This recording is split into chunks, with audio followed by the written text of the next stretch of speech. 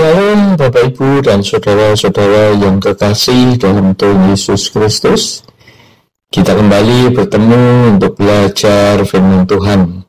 Tapi marilah kita berdoa mohon hikmat pengertian. Bapa kami yang ada dalam kerajaan surga yang mulia, kami selalu mengucap syukur Tuhan atas kemurahan-Mu, atas berkat-Mu, atas pemeliharaan-Mu dan pimpinanmu dalam kehidupan kami hari lepas hari. Dan saat ini Tuhan, kami ingin membaca firman-Mu ya Tuhan, urapi lidah dan bibir hamba-Mu, supaya hamba-Mu berkata-kata sesuai dengan isi hati dan keinginan-Mu ya Tuhan.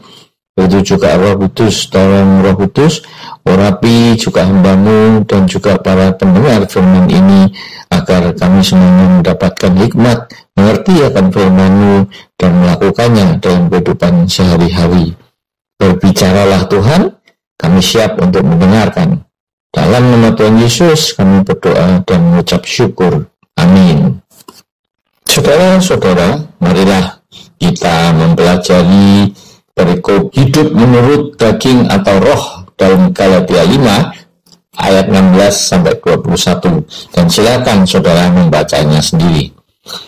Dalam Galatia 5 ayat 19-20, perbuatan daging telah nyata, yaitu percabulan, kecemaran, hawa nafsu, penyembahan berhala, sihir, perseteruan, perselisihan, iri hati, amarah, kepentingan diri sendiri, percideraan, roh pemecah, kedengkian, kemabukan, pesta pora, dan sebagainya. Saudara-saudara, ayat ini diperuntukkan untuk siapa? Untuk diri saudara dan saya.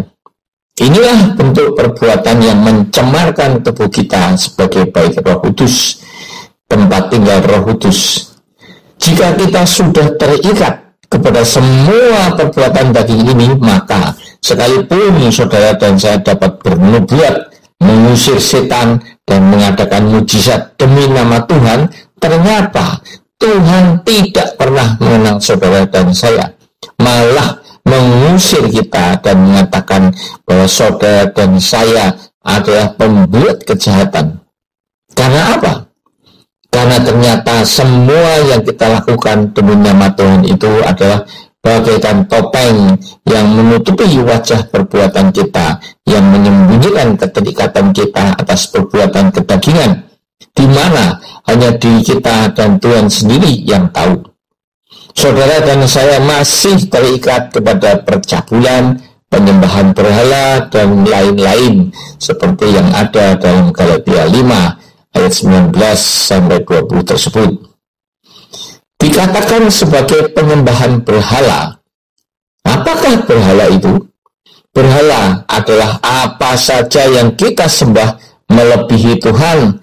Saudara dan saya, aktivis gereja sampai kepada hamba-hamba Tuhan, tidak sadar bahwa ketika sudah kecanduan pada pornografi, games, dan sebagainya, maka waktunya dihabiskan untuk menonton apa saja yang ada di internet, bermain games dan sebagainya, sehingga waktu kita dihabiskan untuk menonton apa saja yang ada di medsos, melebihi waktu yang kita gunakan untuk menjalin keintiman dengan Tuhan, kerinduan untuk berkomunikasi dengan Tuhan dalam doa, puji-pujian penyembahan, membaca Alkitab.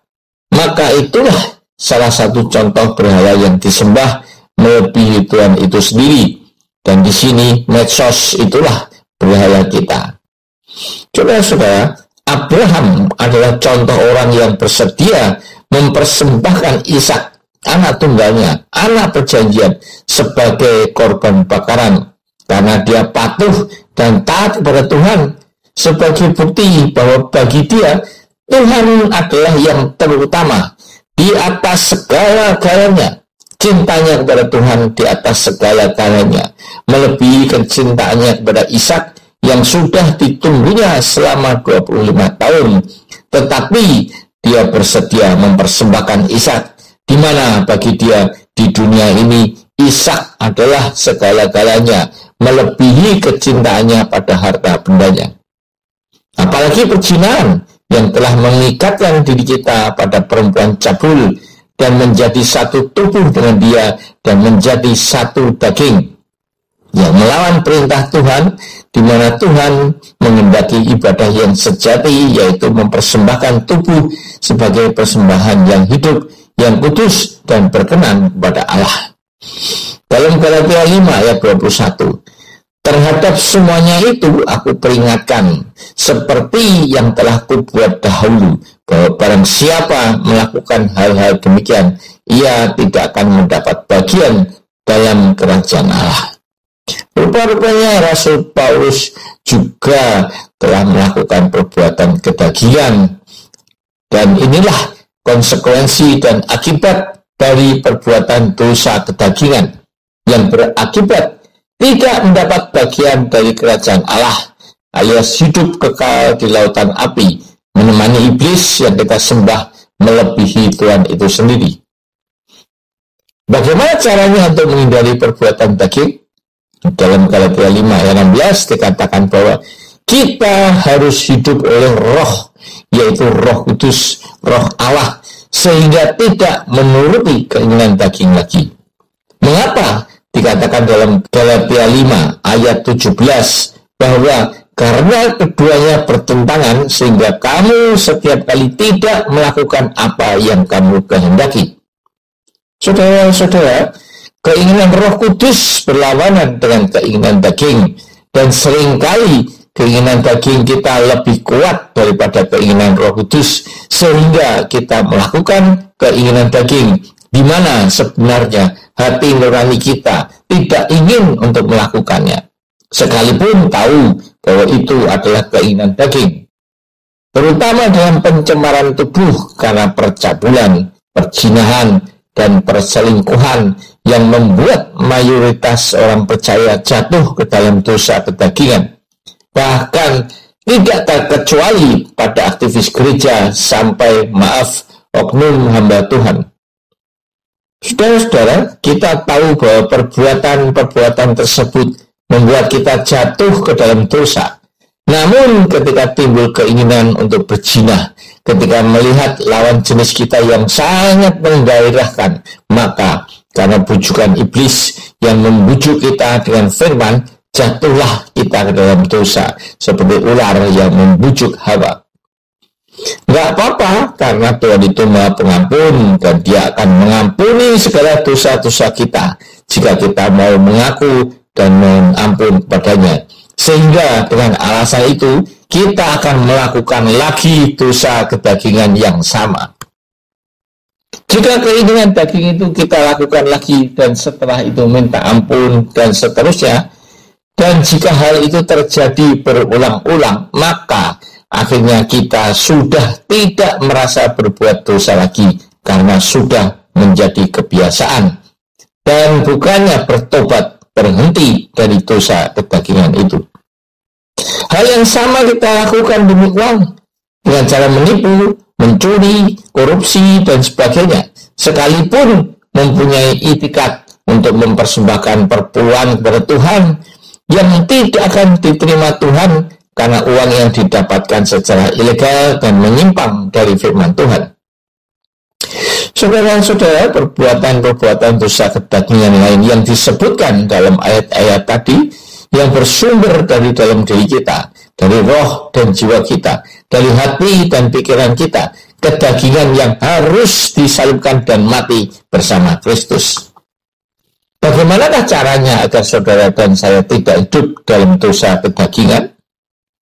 Galatia 5 ayat 18 memberikan petunjuk bahwa jikalau kamu memberikan dirimu dipimpin oleh roh, dalam hal ini adalah Roh Kudus, maka kamu tidak hidup di bawah hukum Taurat. Mengapa? Pertama, seperti dalam 1 Yohanes 3 ayat 9 dikatakan, setiap orang yang lahir dari Allah tidak berbuat dosa lagi, sebab benih ilahi tetap ada di dalam dia, dan ia tidak dapat berbuat dosa karena ia lahir dari Allah. Saudara-saudara, Allah itu roh, maka yang dia lahirkan adalah roh juga, bukan daging seperti manusia yang akan melahirkan daging juga. Roh Kudus akan menjadikan saudara dan saya lahir baru, menjadi ciptaan yang baru setiap hari, yang diperjelas dalam Amplified Classic Bible dengan bentuk waktu sekarang, yaitu whosoever is born of God. Berarti setiap hari roh kita dilahirkan baru oleh Allah.